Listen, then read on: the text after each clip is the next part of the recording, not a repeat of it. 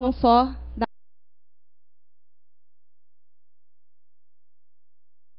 pensamento ao Pai Maior, a Jesus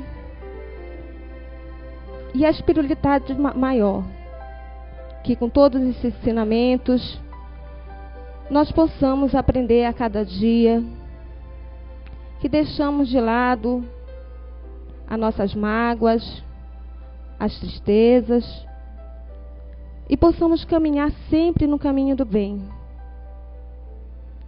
Que possamos abrir a nossa mente, o nosso coração, para tudo que vai ser dito nessa palestra.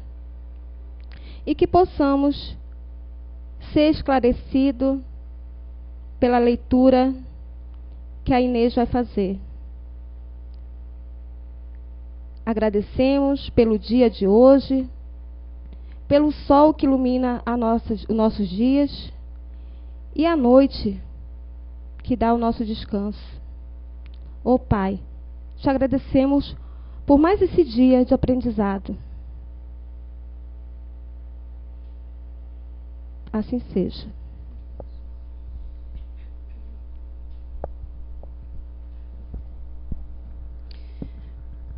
Os laços de sangue não determinam necessariamente os laços espirituais. O corpo gera o corpo, porém o espírito não é gerado pelo espírito, porque já existia antes da gestação do corpo. Não foram os pais que geraram o espírito de seu filho. Eles apenas forneceram-lhe um corpo carnal. Além disso, devem ajudá-lo no seu desenvolvimento intelectual e moral, para fazê-lo progredir.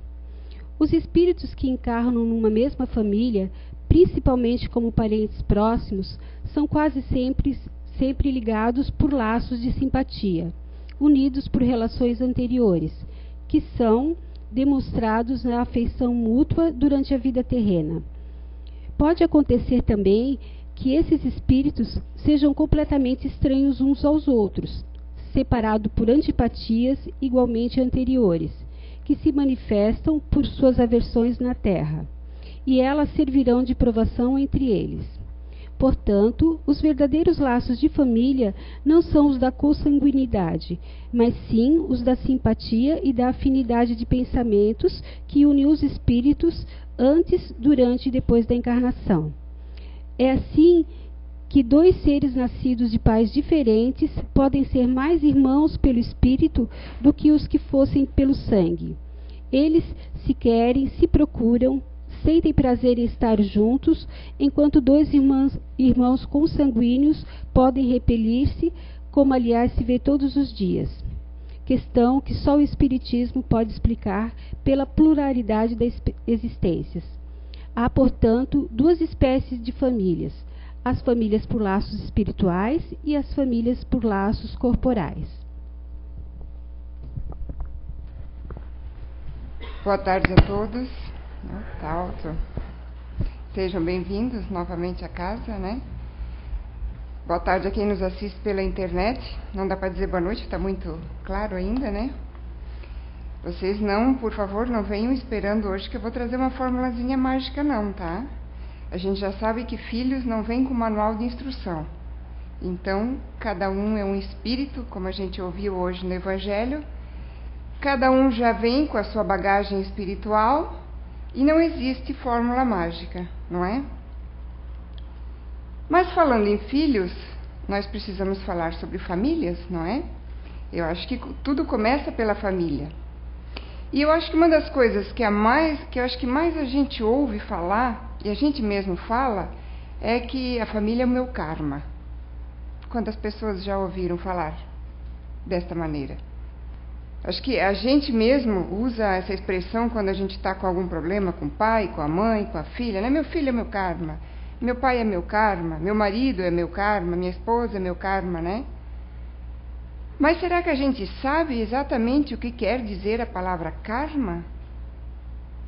Karma vem do sânscrito e quer dizer ação. Só que como a gente usa de uma maneira negativa, vamos dizer assim, a gente usa somente quando as coisas não estão bem, a gente acaba achando que karma é algo negativo.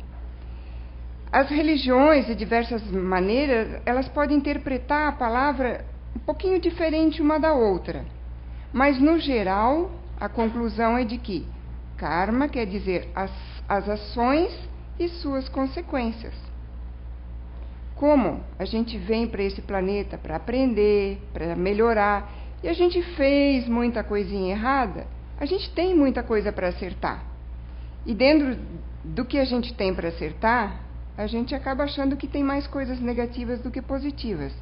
Mas é nosso karma também ser feliz.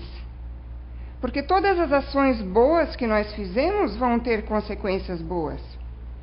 Todas as ações boas que eu estou fazendo hoje vão ter consequências boas.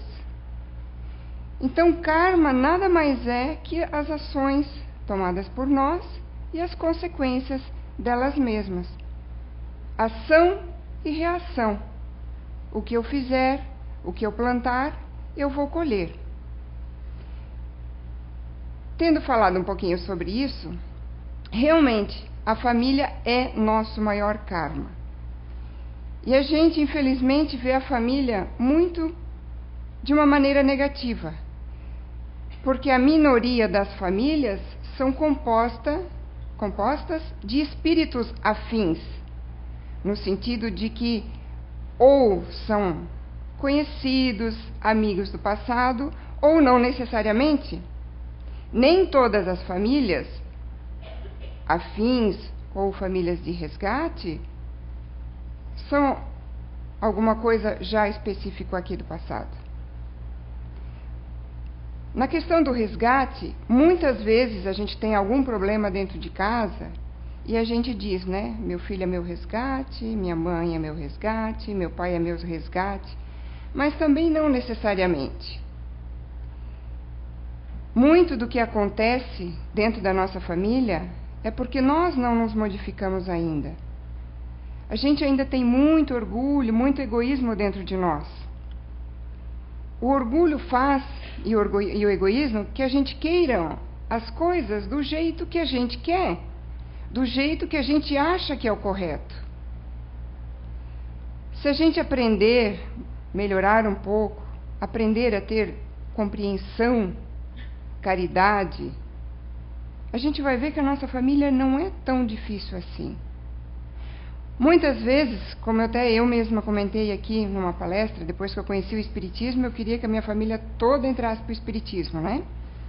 Aí virei aquela chata, né? A família acho que até meio que fugia de mim.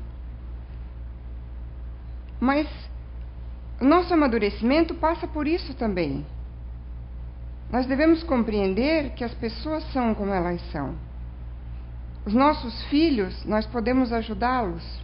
Nossos pais, nós podemos ajudá-los, mas nós não podemos modificá-los. Cada um se modifica quando quer se modificar. É o livre-arbítrio.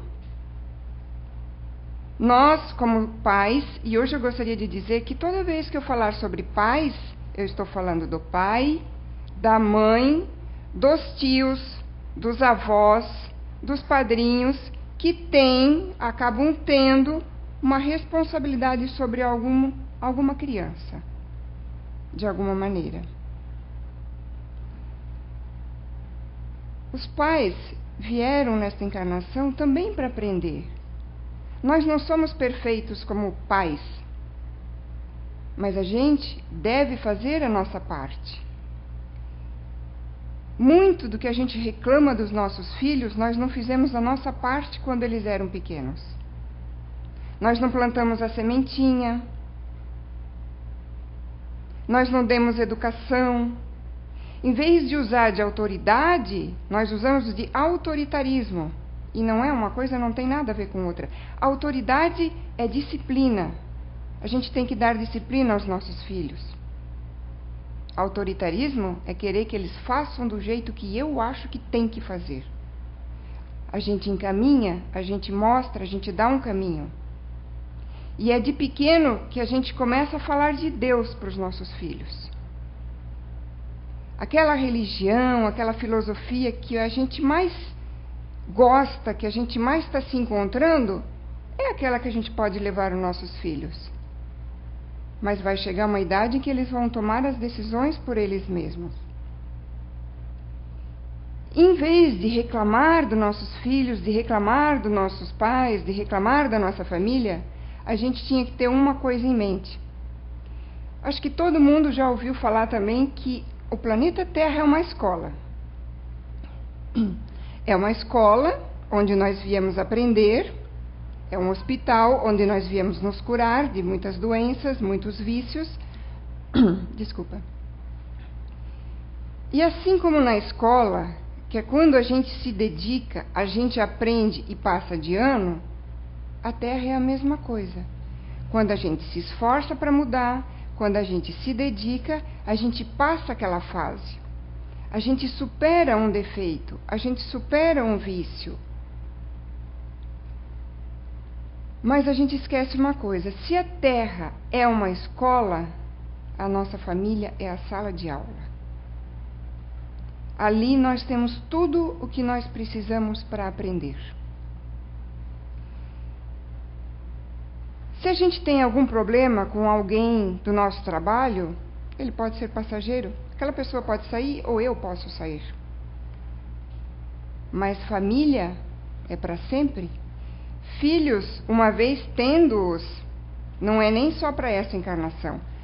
Pelo menos pais que querem, que vieram preparados, ou que se prepararam depois que chegaram aqui, em querer que o seu filho siga um caminho bom, um caminho correto, não vai ser só para essa vida. E a gente também tem que ter em mente uma coisa: a nossa leitura do Evangelho de hoje é parentesco espiritual e parentesco corporal. Muitas vezes nós nos achamos donos dos nossos filhos, assim como muitos maridos se acham donos de suas esposas, muitas esposas se acham donas de seus maridos. Muitos filhos, quando os pais já estão numa certa idade, e que eles estão precisando mais da nossa ajuda do que nós deles, nós nos achamos donos deles, e eles têm que fazer tudo o que a gente quer. Aí é que entra o nosso orgulho e o nosso egoísmo. É onde nós ainda estamos errando. Famílias de espíritos afins vêm para progredir, não vêm também para passear aqui, não. Na minha família, ou eu conheço uma família em que todos se dão bem. São espíritos afins, são espíritos simpáticos entre si. Não necessariamente vieram como pais e filhos e irmãos na vida passada, mas eles energeticamente, da maneira de pensar, da maneira de agir, se completam, se aceitam.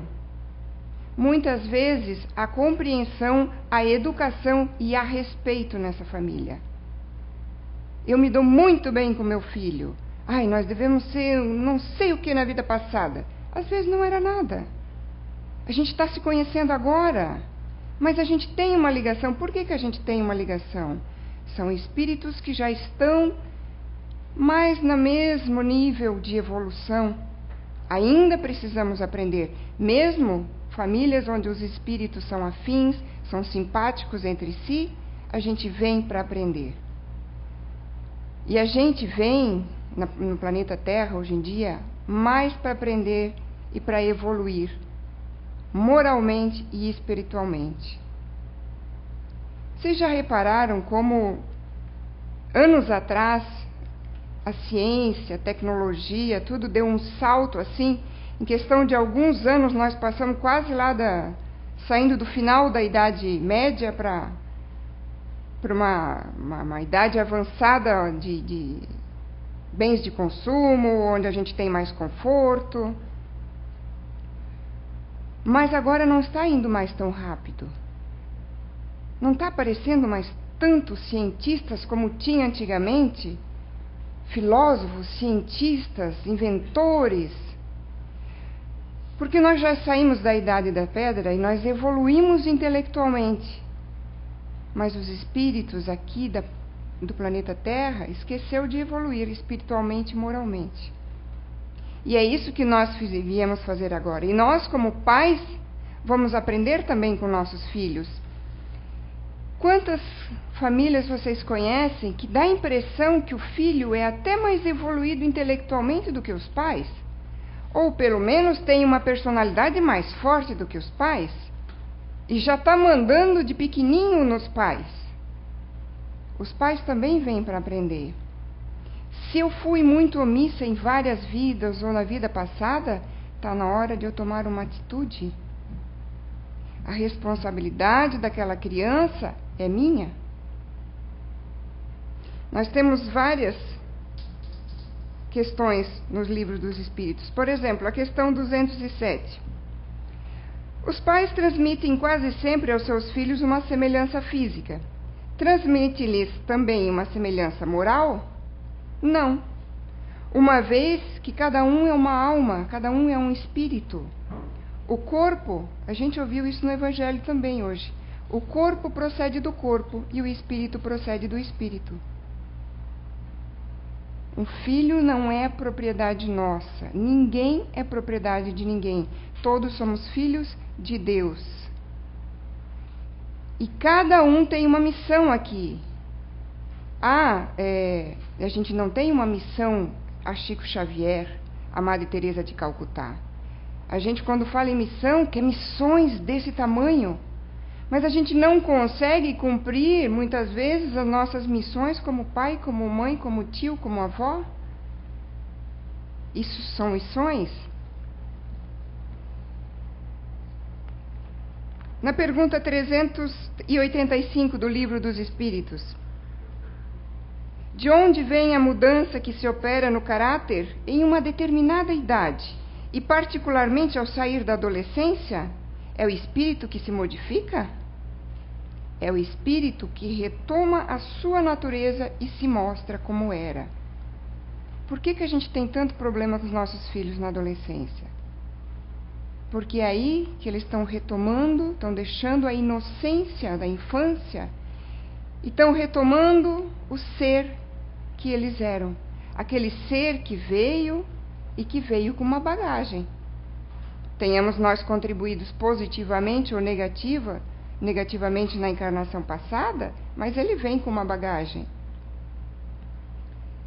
Vós não conheceis os segredos que escondem as crianças em sua inocência. Não sabeis o que são, o que foram e o que serão. Mas é nossa responsabilidade, de todos, maior de pais e parentes mais próximos, mas professores, amigos, quando vê aquela criança, fica feliz por uma coisinha errada que aconteceu, se achando o máximo. Se você tem a oportunidade, é a sua chance de dar uma palavra explicando que aquilo não está certo. Mas o que mais ocorre conosco, e começa muitas vezes com os pais, é a omissão. Nessa nova vida moderna, onde muitos pais passam o dia inteiro trabalhando fora de casa e não tem tempo para os filhos, quando chega em casa é mais fácil dar tudo o que eles querem, né? É mais fácil não sentar, não conversar.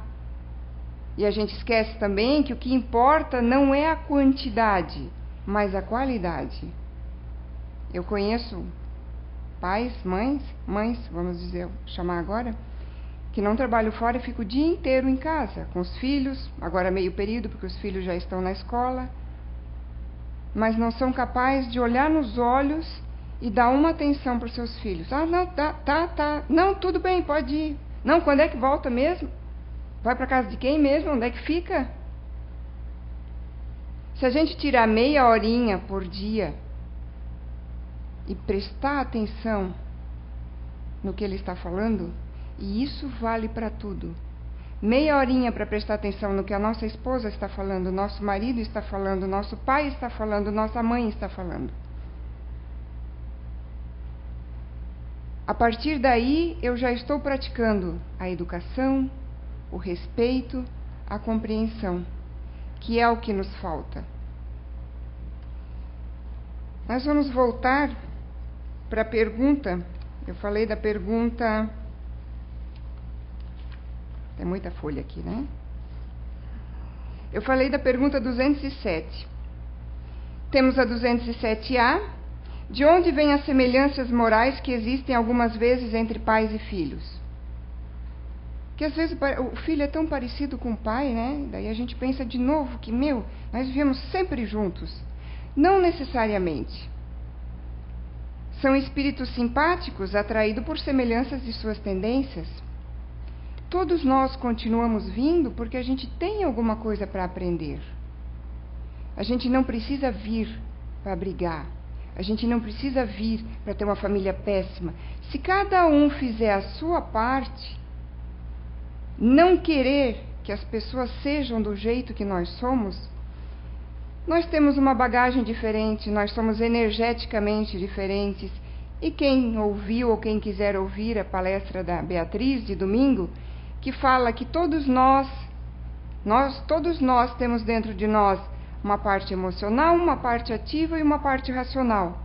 Mas que cada um de nós tem um desse principal, que é o que nos move. Quando acontece uma coisa, a minha primeira atitude é emocional.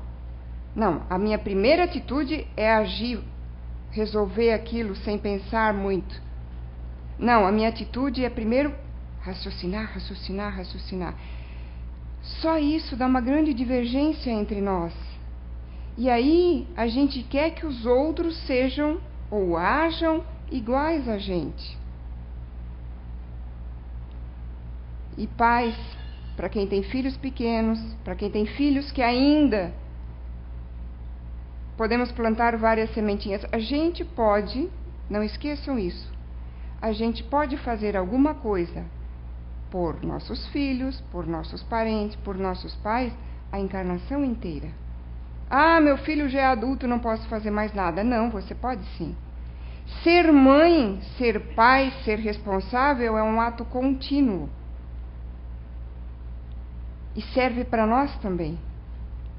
Porque quantas mães, quantos pais não vêm para praticar o amor incondicional? Eu venho aprender a amar incondicionalmente. Se meu filho veio com uma perna a menos, se ele veio com um braço quebrado ou aleijado, se ele veio cego, se ele veio com uma deficiência, se ele vive numa cama.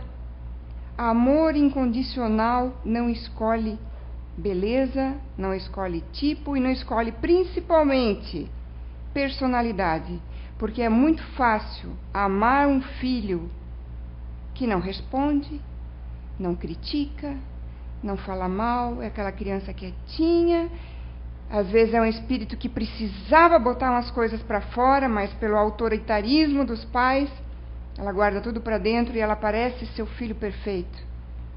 Quando chegar na idade adulta, não vai saber se virar, não vai saber enfrentar as dificuldades da vida, não vai saber enfrentar um não.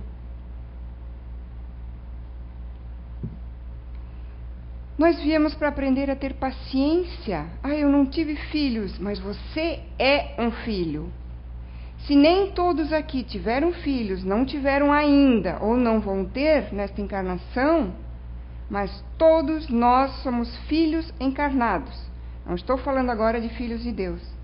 Todos nós fomos gerados e tivemos pais. Tenhamos convivido com eles ou não, convivido pouco, convivido muito, convivido bem ou convivido de uma má forma. Todos nós somos filhos também. Nós viemos aprender a ter paciência com os outros. Nós viemos aprender a abdicar um pouquinho de nós, de nosso eu. Quando uma mãe tem um filho, ela abdica de muitas coisas. Ela começa abdicando da sua noite de sono. Mas nada é eterno. Assim como o filho cresce e as coisas que eu vou abdicar vão mudar, depois na adolescência a gente não dorme de novo, né? Porque daí eles saem de casa, a gente tem que levar, tem que buscar, né? Mas faz parte. Falando nisso, eu me lembrei agora de uma coisa. A minha filha vai fazer 27 anos, a mais velha, né? Mas quando ela tinha uma certa idade lá, eu sempre levei ela para tudo quanto é festa e levava os amigos junto e ia buscar. Eu não dormia, né? Porque aí não adiantava pegar no sono, eu tinha que buscar. Aí, quando ela estava já lá com uns 18, assim, eu comecei a conversar com os pais, um levava, o outro buscava.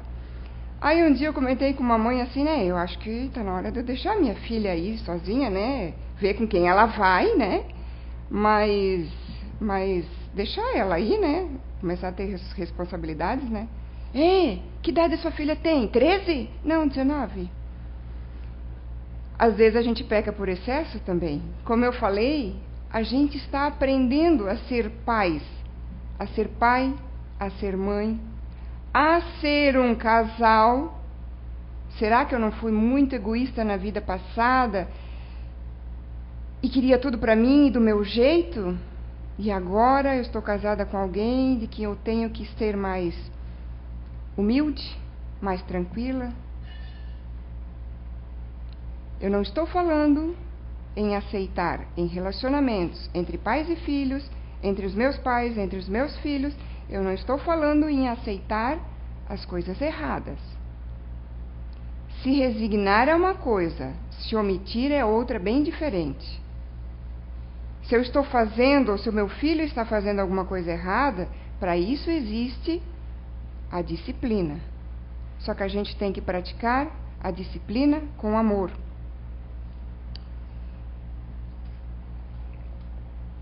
Na questão 208 do Livro dos Espíritos, tem a seguinte pergunta: o espírito dos pais não exerce influência sobre o do filho depois do nascimento?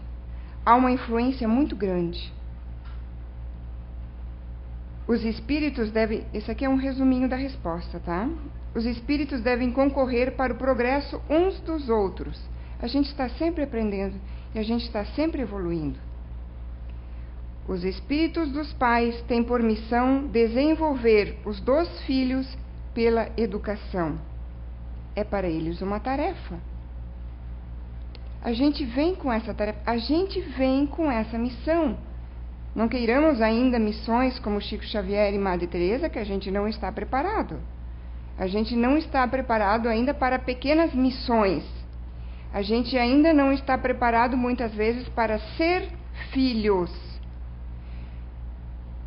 Quando eu já ajudei meus pais em tudo que eu podia, fora eu não tenho mais o que fazer.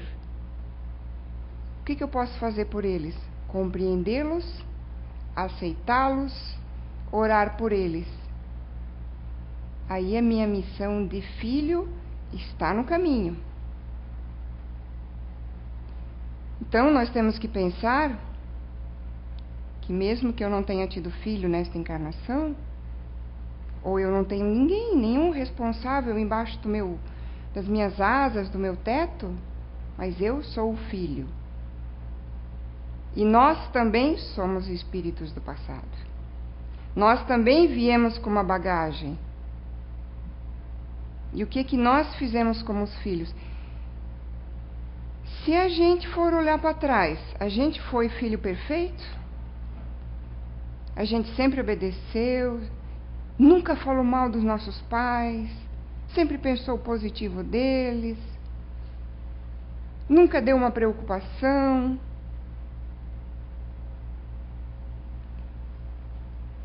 Então nós temos pequenas missões, mas nós temos também, primeiramente, a responsabilidade de nos modificar.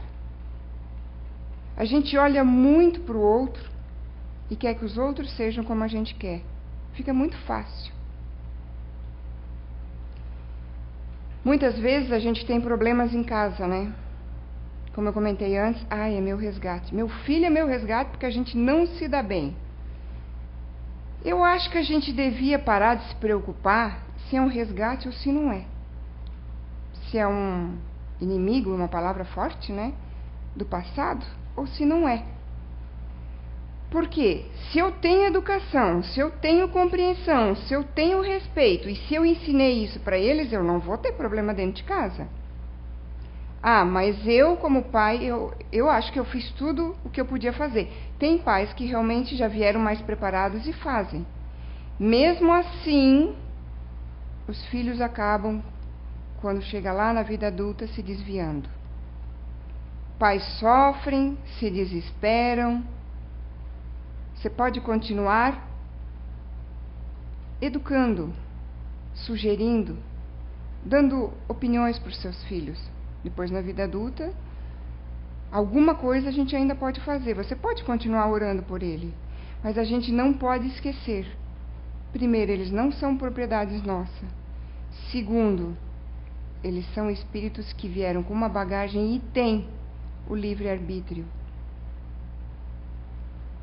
Se a gente tem todas essas oportunidades de se melhorar e se modificar, é porque o nosso Pai nos dá essas oportunidades e nos dá essas várias encarnações. Por que nós não vamos dar oportunidades para os nossos filhos? Tem espíritos afins mesmo que sofrem, tem mães mais emocionais, tem pais que sofrem muito quando os filhos vão por um caminho errado. A gente sabe disso. Eu já passei por isso, já contei um pouco da minha história aqui.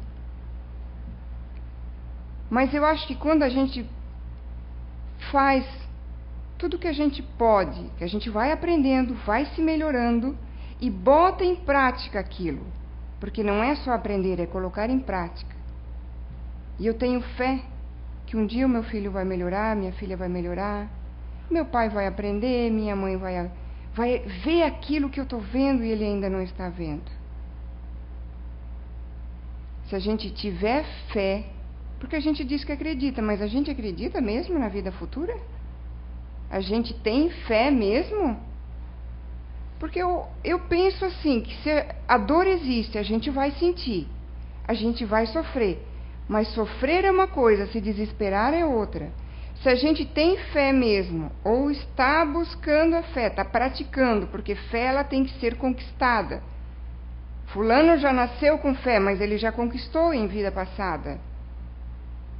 Se eu acredito mesmo na vida futura, eu não vou me desesperar, eu vou continuar plantando a sementinha e fazendo o que eu posso. Senão Deus já teria se desesperado com todos nós, eu acho. Porque quantas encarnações nós já estamos aqui? E umas a gente fica emperrada nelas.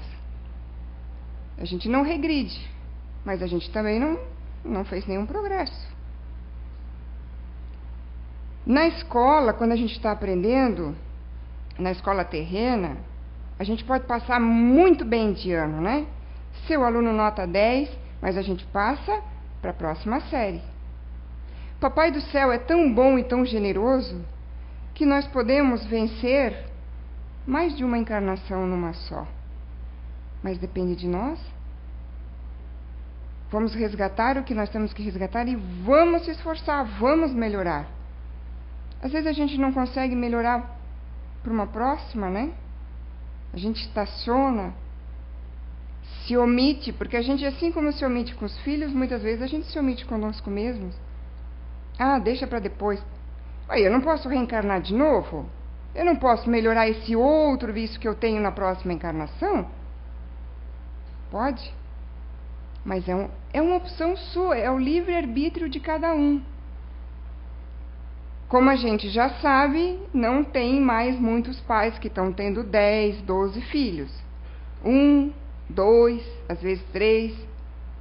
E isso reflete na nossa encarnação. Reflete na fila de espera para reencarnar. Ah, mas eu nem vou ter pressa para reencarnar. O problema é que quando a gente chega do lado de lá, a gente não consegue esconder as coisas erradas que a gente faz.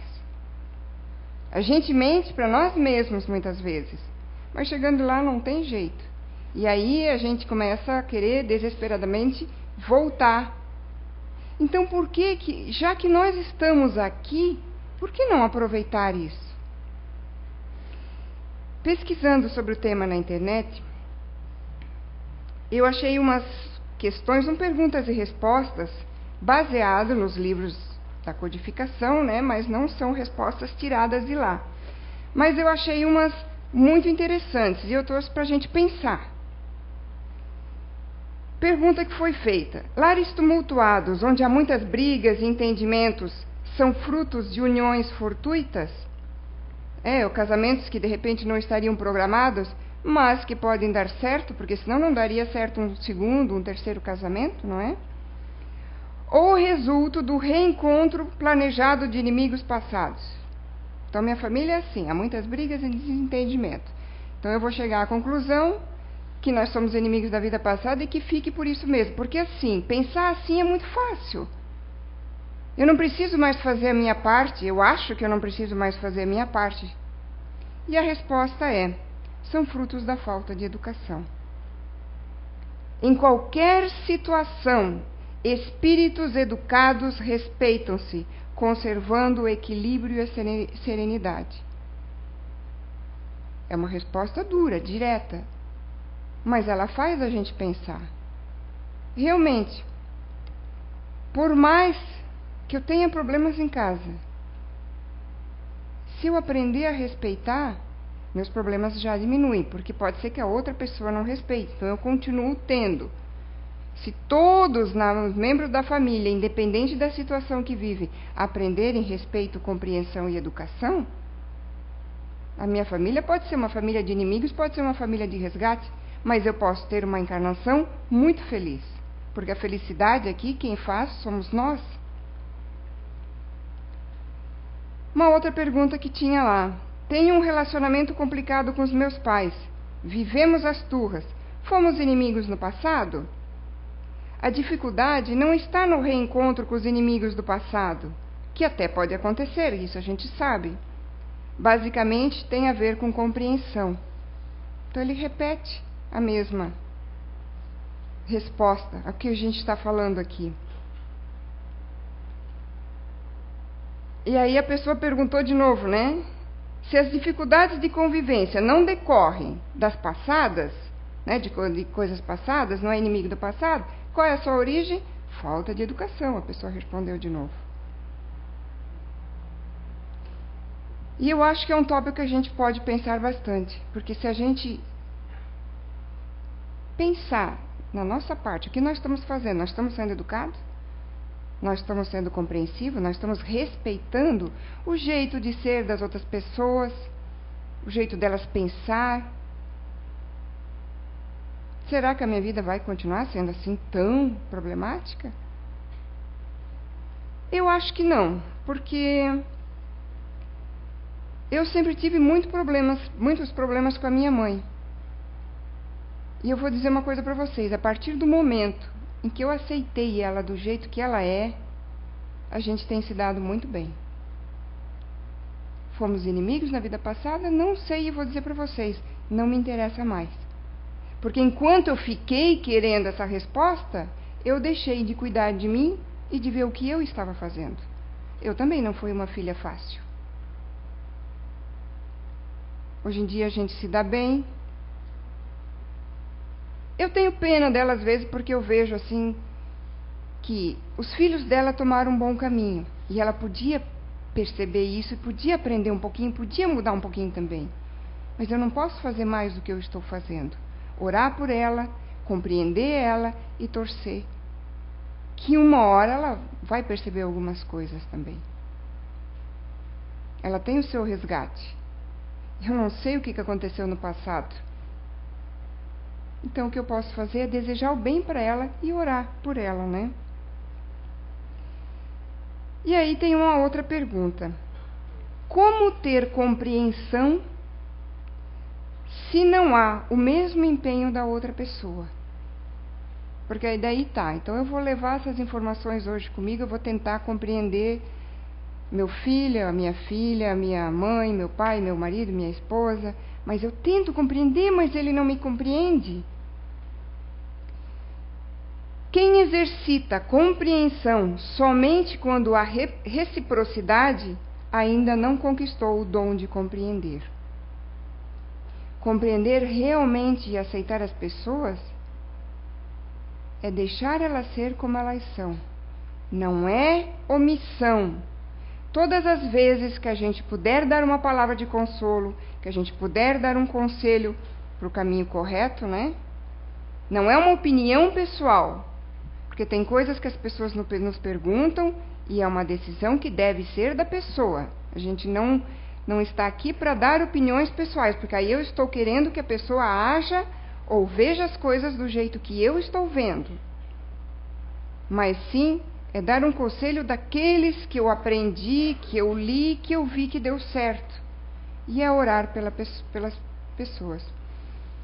Uma vez eu fiz uma pergunta, porque tinha uma pessoa, tanto eu como a minha irmã, a gente orava muito por aquela pessoa. Mas a pessoa não mudava. O que a gente continua orando? E a resposta que eu tive é a seguinte: vamos dizer que a pessoa está muito fechada, né?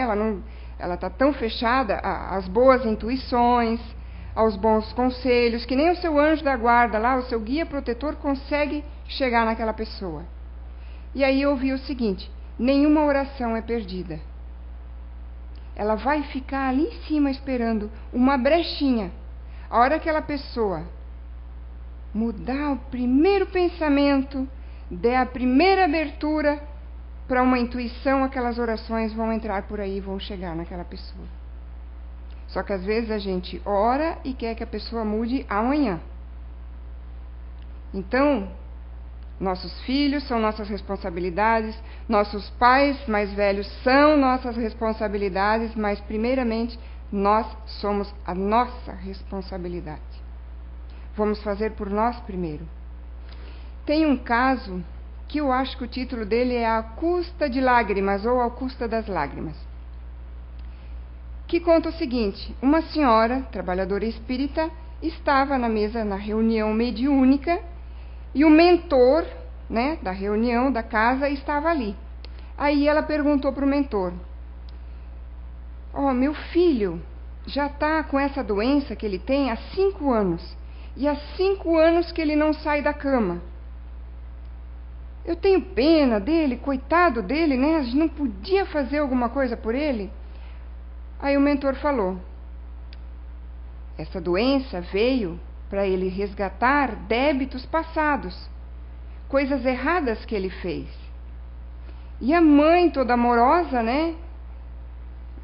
Tentando negociar ali com a espiritualidade, né?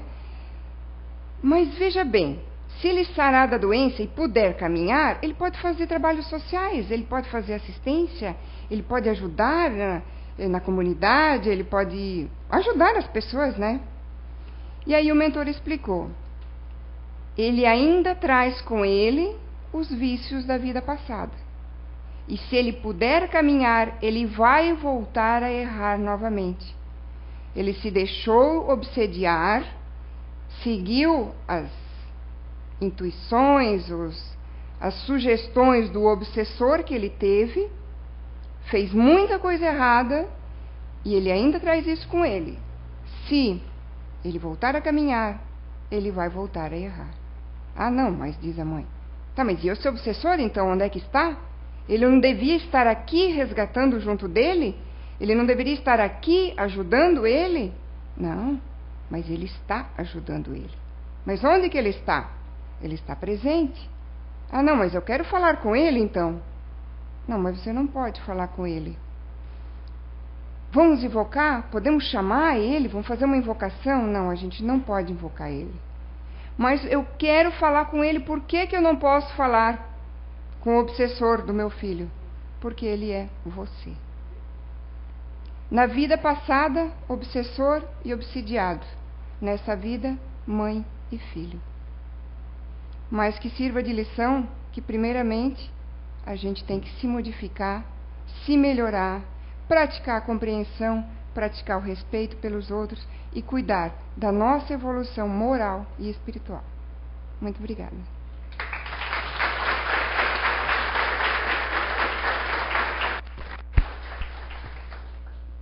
Obrigada, Kátia, pela sua bela palestra. E só lembrando que quem consumiu bebida alcoólica, por favor, deixe sua fichinha na cadeira ou então tome passe na próxima reunião. E nesse momento, então, vamos serenar para a Kátia poder fazer a prece de encerramento e que possamos continuar em silêncio para receber as energias que precisamos para o nosso retorno, para a nossa caminhada. Pai amado, nosso Mestre, Irmão Jesus, com toda a sua infinita misericórdia, nos dando encarnações como filhos, como pais, como parentes, como esposas, como maridos, que possamos aproveitar esse ensinamento grandioso que a família é, ajudarmos no que for preciso, mas primeiramente olharmos para dentro de nós, buscarmos a nossa melhora, a nossa reforma íntima, e que possamos, dentro das responsabilidades como pais, como filhos, como cônjuges, praticar o que nos é devido, o que é certo, dentro dos ensinamentos que Jesus nos deixou. Que possamos praticar, principalmente, a compreensão, o respeito para conosco mesmo e para com os outros. Obrigada a toda a espiritualidade boa e amiga, incansável nos seus trabalhos, sempre intuindo, sempre nos ajudando. E obrigada aos nossos anjos da guarda, que estão aí tentando nos intuir todo dia para um caminho melhor e para a nossa mudança interior. Que assim seja.